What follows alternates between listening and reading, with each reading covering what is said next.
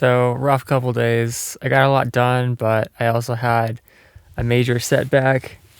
Yesterday, I did the stain for my ceiling boards for the van life build, and it looked just perfect. It had this rich brown caramel kind of color, just like a lot of vibrance, a lot of sheen. And then as soon as it dried, it completely changed. It turned into this like weathered barn wood kind of look. I used a walnut stain, which I did last time, but the reason why I didn't expect this is because last time I used some rust. You basically take steel wool and you dilute it into vinegar, and then it makes, again, sort of like a little bit more aged look to it. And so I thought when I did the floorboards that was what was causing like too much of the sort of old barn house look and not enough of the like nice shiny look. But then I realized this is just what happens with natural stains, is that as soon as they dry, like it just kind of soaks all of the color down into the grain, and it also, the water evaporates, so there's nothing to like bounce light off of the wood. It just becomes very dull. And it looks cool. It just wasn't what I was going for. So what I realized is that like I wanted to do everything naturally. Like you can do things a lot faster if you use polyurethane, but it's toxic and it smells, and I just didn't want to do that.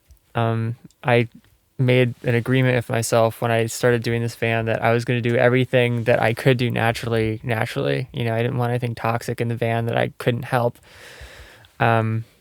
So anyways, what I did with the floorboards was I put tongue on them because I thought that would, I mean, first of all, waterproofs. It's a really good waterproofer, or at least as far as natural solutions go.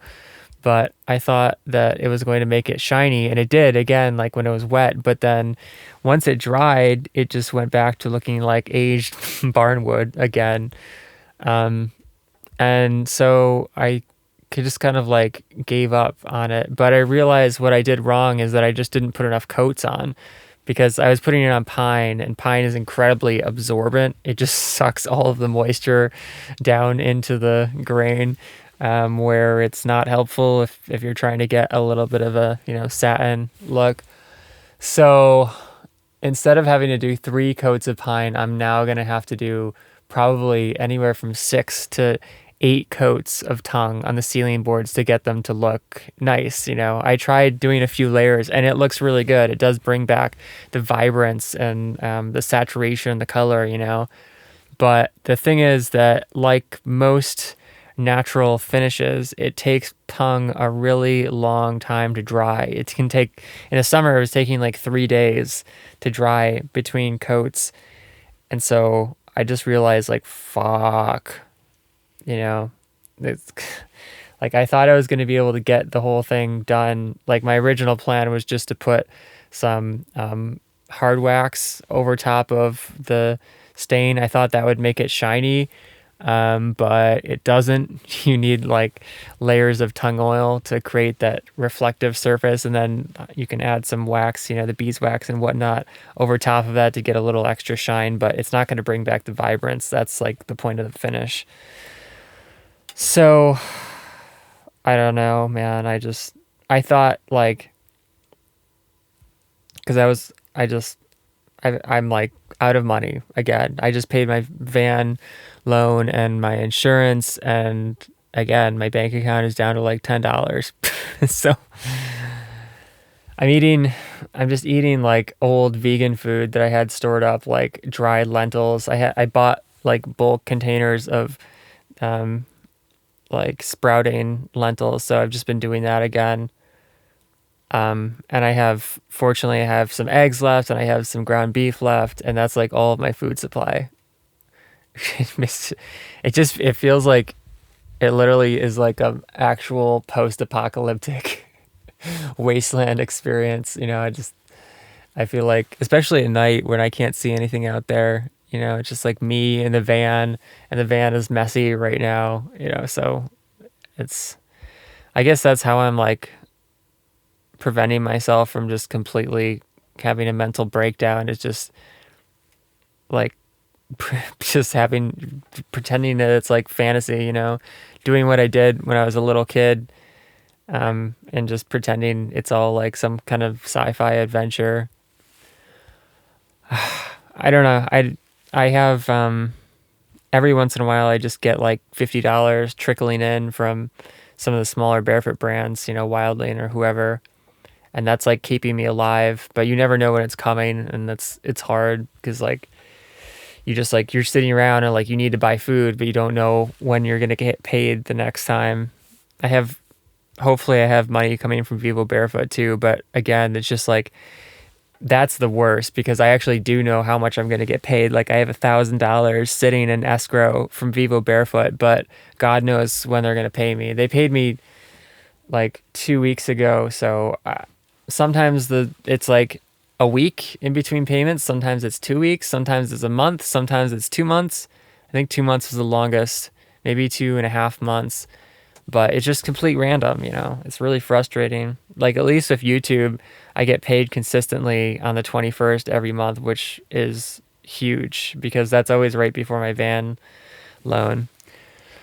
But anyways, getting off on a tangent. The point is, like, I was planning on getting things done in a week or 2 weeks before I ran out of money. But now it's going to take almost a month to get the layers of tongue built up to the point where the boards look nice. And unfortunately, it's not the kind of thing where I can just like put it up in the van and then keep applying coats like I can with paint, because the paint is easy. You can just like, that's what I did with all the walls and stuff. I just covered things up and then I painted. But you can't do that with tongue, and you can't do that with ceiling boards in particular because you'll just have tongue like raining down on you, and it stinks too. Like not in a chemical way, but just in like a really strong oily way, the kind of the way the olive oil smells, like it just has a really strong pungent odor. And then you have to cut it with lemon, citrus too, orange peel actually, to thin it so that it goes into the wood, and that's also really strong smelling. Again, like not a bad like toxic chemical smell, but just like a really strong citrus smell, and you just can't have that in the van. Like you just like even once it's dried, it can still be pungent. But anyways, I don't know. It's just like I'm so tired. I'm tired.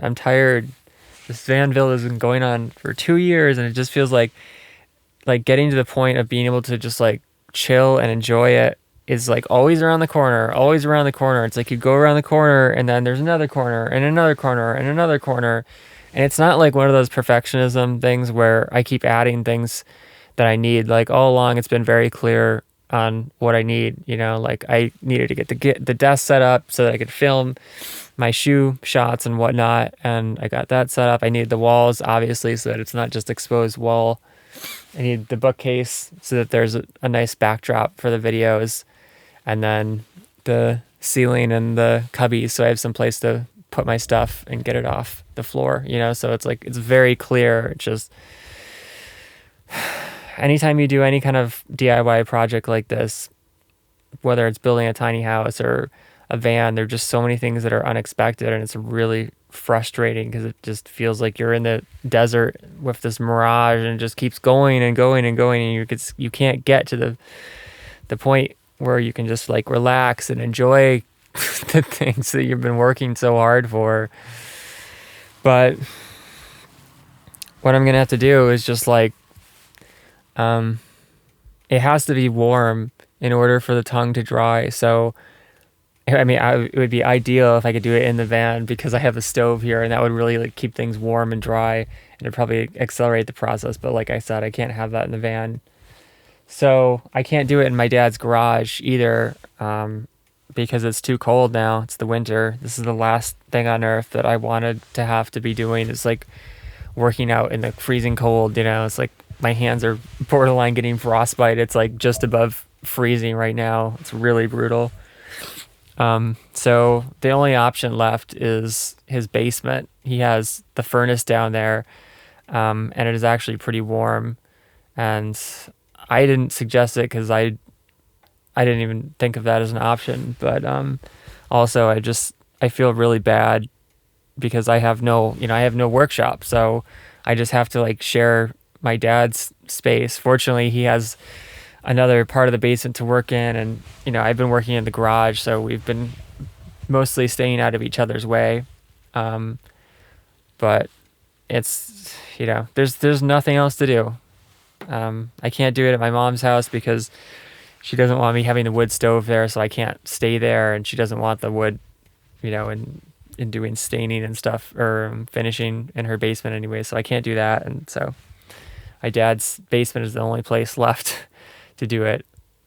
So I probably have to do 6 to 8 layers of tongue for the ceiling boards, and then I'm gonna have to do 6 to 8 layers of tongue for the bookcase. It's also gonna be pine. Okay, but quick visual tangent. I actually started working on the cubbies. You can see the baseboard there, and then there's going to be a second board up behind it, and then there's going to be a ceiling board that everything gets screwed into, or maybe I'll just screw into the ceiling. I haven't decided yet, but then there'll be supports and there'll be doors. I also have to decide whether I want to leave some of the compartments open, which is kind of cool, but also maybe not practical for driving around in a van, or just do all closed doors, which is probably what I'm leaning towards. And it's nice because unlike the ceiling boards, which are going to require tongue, I can just paint all of the upper cubbies and I can do it in the van, so I don't need storage in my dad's house or anything, which is definitely nice. The one good thing that happened today, though, was that I got this used light box that came from eBay. I sold my old filmmaking light, and it's kind of hard to show because it's not huge. It's a lot smaller than my other one. I think it's what was it, like 16 by 22, something like that. But it goes with an old Fresnel tungsten light. It's got a little ring on the back there, and I'm really excited about it because I sold my old light. It was just way too big and way too powerful for this van. It's just overkill, and it's like having a UFO in here. And also I was sick of LED, as I've talked about with my ink videos. Like, it gives me a headache, it makes me stressed out, gives me insomnia, and my eyes just like burn, filming videos.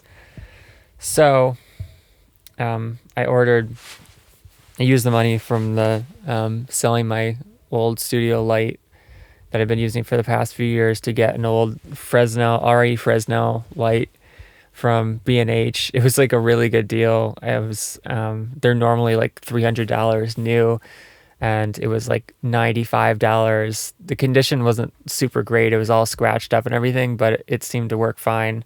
Unfortunately, it was still too much. It was like a 300 watt, and I probably should have known that was too bright. But I've never gotten a tungsten light before. So I had to send it back, and now I'm waiting on the 150 watt, which should be better. And it fits a small light box like this. So the lighting in my videos will look really nice when I get that together, because tungsten and incandescent in general have a really excellent color spectrum. They look like natural sunlight streaming through, whereas LED just looks like garbage. It looks fake, and it just has a very limited color spectrum, and what colors it does have are very heavy on the blue light range, as you probably know if you've watched some of my ink videos. But it should feel like sunlight, which is really nice. I did try the 300 watt light in the van, and it was like way too bright, but it was nice. It felt like a reptile light or something. It felt like the light that you get from a fire. Oh crap. Speaking of which, the fire is going down. So hang on a second. We gotta put some more wood in there. Let me get my ashtray. All right, we got our block of wood. And there we go. I'm getting better at waking up in the night and knowing instinctively when the fire is almost burned down, like when there's still a few hot coals enough to start another piece of wood, but not too cold where it's gone out completely. Because in the beginning, I didn't really know, or I didn't have the instinct for that. So what would happen is that I would wake up when the fire was already gone out, and then that's really horrible because it's like the middle of the night and now you have to start a fire from scratch, which takes a while, and it also takes a while for things to get warm, so like it just wakes you up. But this way I've been getting really good at like sensing when the fire is at the right spot with the coals, and then I just wake up and I toss a couple pieces of log in there, and then I set the air controls where they need to be to just get like a nice gradual burn, and then I go back to sleep. And usually I only need to do that maybe once if I'm really doing it right. Um, it depends on how cold it is.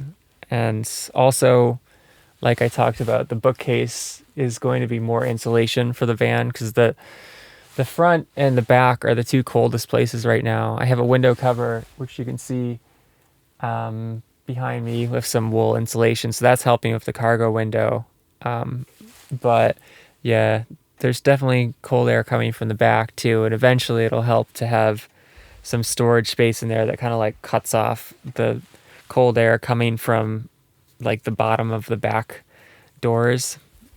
But for now, it's working pretty well. I'd like to have a wool sleeping bag. And so when I get the van looking nice, there is a company called Lucky Sheep, which I might get in touch with and see if they'll send me a wool sleeping bag for review and testing. It's something that would make a lot of sense because I'm going to be using it like half the year for probably the rest of my life, and making a lot of videos about it. So, but this is the reason why I needed to get the bookcase done and the ceiling done so that the van has like at least a mostly finished vibe, so that when I'm trying to get products from companies, I have like a nice set to film, because that's important. And it's not like barefoot shoes where I can just film in like one corner right next to the window, and it's because it's like all close-ups. For a sleeping bag, obviously it's going to be on the floor, and so you can't have your space looking like a disaster zone. It needs to look nice so that the product looks nice, right? The only other thing that happened today of significance is that it was Thanksgiving, and I had Thanksgiving with my mom and my dad. My dad came over to my mom's house with me. But it was like awkward per usual because even before I started eating my raw primal diet, I was eating like raw vegan, and then before that I had all sorts of like nutritional limitations from things that I was testing out, to like get rid of allergies. Like I quit dairy, and I quit caffeine, and I quit ice cream, and I quit gluten. And so yeah, year after year it was just like making Thanksgiving more and more and more awkward. And it's stressful because I feel bad about like both my mom and my dad made things, and they're like offering it to me, and they're like, oh well, you probably won't eat this, and like I'm feeling like, yeah, I don't want to eat it because I know it works for me, and I know that this doesn't work for me, but at the same time I don't want to like hurt their feelings. So then I'm having like a spoonful of this and a spoonful of that, but then you feel like you're compromising the rules that you've set out for yourself, and your brain is starting to become like confused because you're not following the rules because you're trying to be nice to people. Oh boy. But and then like my mom, after more than a year of me eating raw meat, she still won't let me sit at the dining table with her. So I just had to like stand out in the kitchen and eat my food. At least, once I was done eating, I sat and ate at the table, like, baked squash and a little bit of this, a little fruit salad and whatnot. And then I went out into the kitchen to eat my food. I don't know. People's rules for like what's taboo and what's okay and what's not okay are just so irrational, like somehow it's okay for me to stand out in the kitchen about 3 feet away from the seat where I was sitting at the table with my raw meat, but it's not okay for me to bring the raw meat to the table 3 inches or 3 feet closer, and it's like, it's okay for people to eat raw meat when they go to the sushi bar. That's perfectly socially acceptable. And it's also perfectly socially acceptable to go to a restaurant and order steak tartare, which is also raw meat. And it's kind of socially acceptable to eat raw eggs as well, because like a lot of kids eat raw cookie dough, right? It's one of the ice cream flavors. There's a reason why people like raw cookie dough. It's because they like the raw egg yolks. But when you tell people that you're eating a completely raw meat diet, they like freak out. It doesn't make any sense. I don't know. I don't understand how people think. I don't think I've ever understood how people think. I mean, like, I kind of do on a rational level, but I don't know what it is. I guess I'm like, I don't know. I'm just more adventurous than most people, or whatever. I just don't care. I'm not sure. I don't know. I've never known what it is. But yeah, that's what's been going on. Some good stuff, some bad stuff. Just trying to survive until I get to the end of the van build, which is so close yet so far. But we're still plugging away. And thank you guys for coming and hanging out with me. Happy Thanksgiving, whatever that means to you. And I'll catch you next time. Peace.